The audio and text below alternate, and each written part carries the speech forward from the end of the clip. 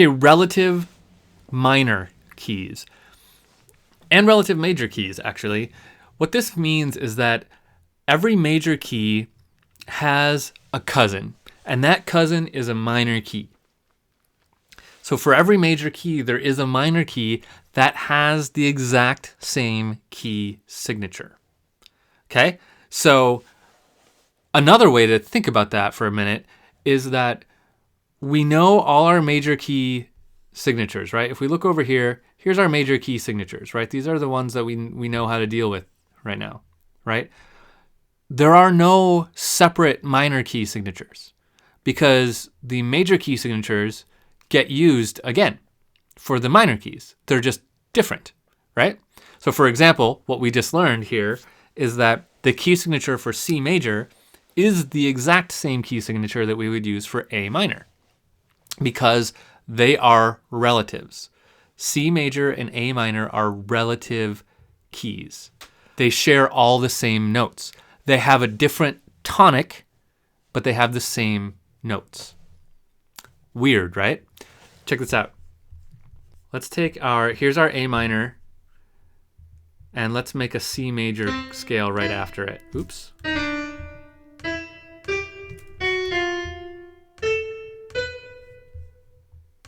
Okay, so what we're going to hear here is an A minor scale going up, and then we're going to hear a C major scale going up. Clearly I skipped something here. Skipped my G. I'm missing a note. There we go. Okay, so we're going to hear an A minor scale and then a C major scale. Okay, now think about this. It's all the same notes. One of them is just going to use A as a tonic, and the other one's going to use C as a tonic. That means this one, the one that's using A as a tonic, is a minor scale. The one that's using C is a major. So let's just hear how that works out.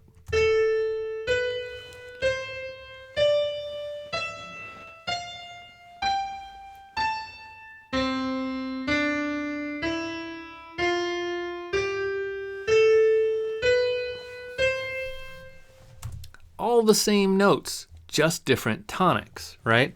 And that is where some of that names for the scale degrees that we talked about in a previous section of this class starts to matter a lot, because the pull of the tonic is a little bit different in a minor key, right? Because let's take, for example, the dominant, right? In this case, we want the dominant to pull towards A, which is an E. So the E pull towards A.